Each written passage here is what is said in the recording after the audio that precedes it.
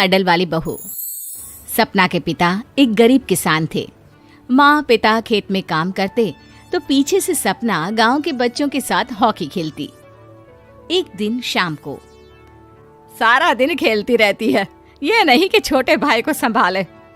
माँ पता है, मैंने आज हॉकी में पास के गांव के लड़कों की टीम को हरा दिया। अरे वाह वाह मेरी बेटी, शाबाश, ये ले कर रुपया, जा जाकर टॉफी खा ले।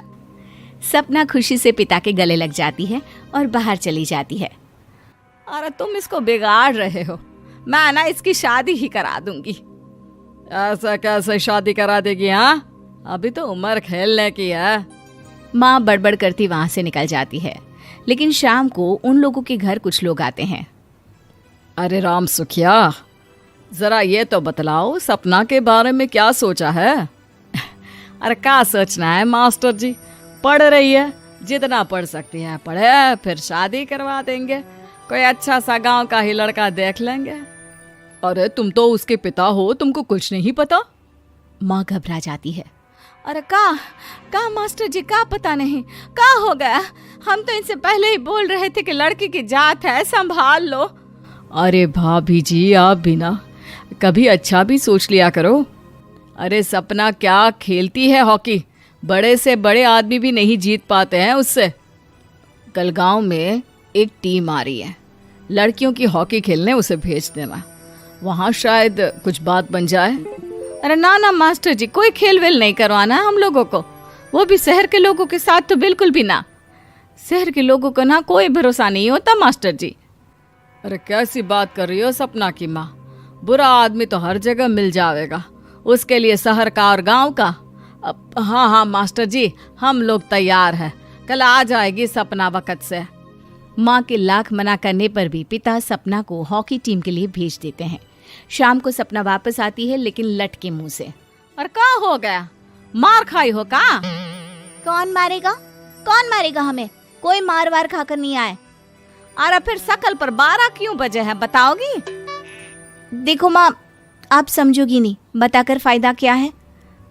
अरे बिटिया रानी, हम तो समझेंगे ना, हमें ही बता दे। सपना पापा के गले लग जाती है।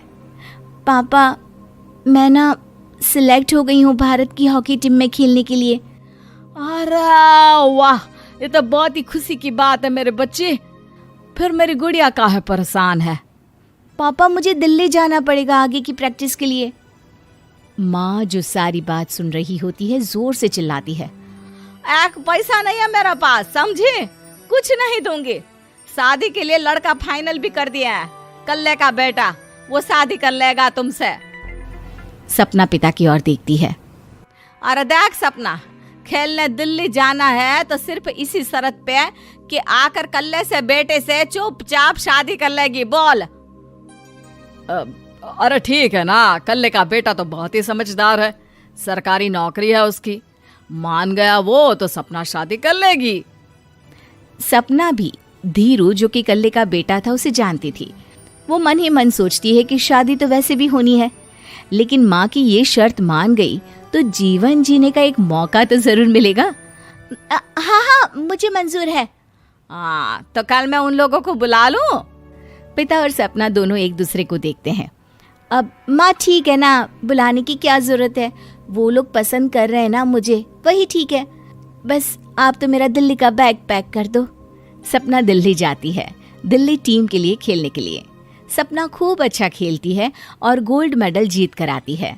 जब वो गांव आती है तो उसका जोरदार स्वागत होता है। हर कोई सपना सपना चिल्ला रहा होता है। और सपना के पापा, तुम्हारी बेटी ने तो गांव का नाम रोशन कर दिया है। गांव की तरफ से तुम लोगों को गांव में पक्का मकान और सपना को परिषद में पक्की नौकरी देने के लिए हम तैयार हैं। अरे वाह वाह, पक्का मकान, ये तो बहुत अच्छी बात है, लेकिन सपना की नौकरी नहीं चाहिए हमें। हाँ, कैसी बात कर रही हो सपना की माँ? लड़की की नौकरी रहेगी तो अपने पैरों पर खड़ी रहेगी, किसी के आगे झुकने की जरूरत ना पड़ेगी। अरे चुप रहो, हम तो नौकरी ना करते हैं, पर मजाल है कि किसी के आगे झुके हो। ना, हमारी बेटी नौकरी नहीं करेगी। पिता लाख समझाते हैं लेकिन माँ नहीं मानती। और फिर वो दिन भी आ जाता है जब सपना को अपने कहे अनुसार लड़के से शादी भी करनी पड़ती है। ससुराल में। ए बहू, तू रोज रोज सुबह कहाँ जाती है? घर का सारा काम निपटा कर कहाँ भागती है? माँ का घर तो पास ही है, वहीं निकल जाती है क्या? नहीं माँ जी, मैं हॉकी खेलने जाती हूँ, मुझे खेलना पसंद है। खेलना पसंद है? अरे कैसी बात कर रही है बहू, शादी के बाद तो कोई लड़की खेलती फैलती नहीं है, वो घर का काम काज देखती है। सपना कुछ नहीं कहती। वो एक रोज कमरे में अपनी अलमारी ठीक कर रही होती है कि तब सुनो, वो जो लटक रहा है ना, क्या बोलते हैं उसे? मेडल। सपना पति की बात सुनकर खुश हो जाती है, उनके पास जाती है। मैं सोच ही रही थी कि तुमने कभी पूछा क्यों नहीं। ये मेडल है, मैंने जीता है। पता है, हॉकी में बड़ा मैदान, बहुत से लोग, 2 टीम और फिर शुरू होता है जुनून।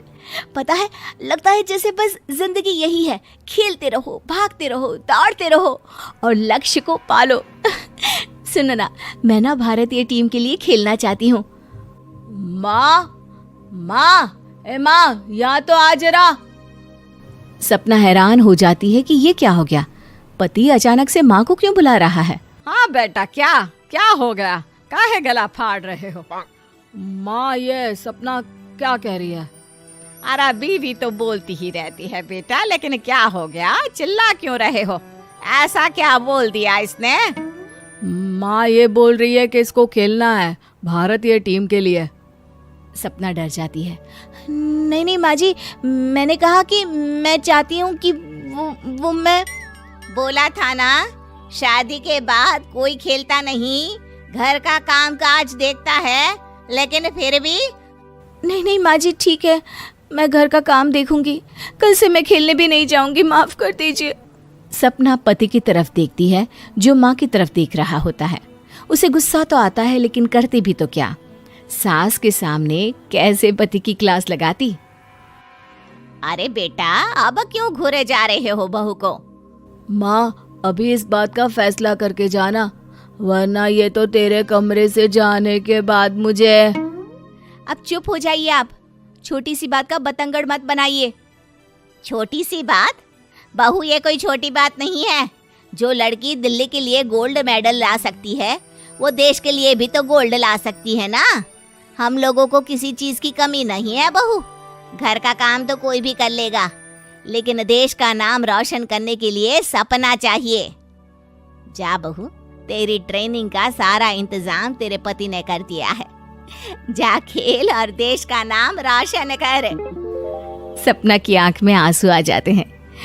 वो सोचती है कि बेटियों को मायके के साथ अगर ससुराल में भी सहयोग मिले तो ऐसा कोई काम नहीं जो वो नहीं कर सकती है।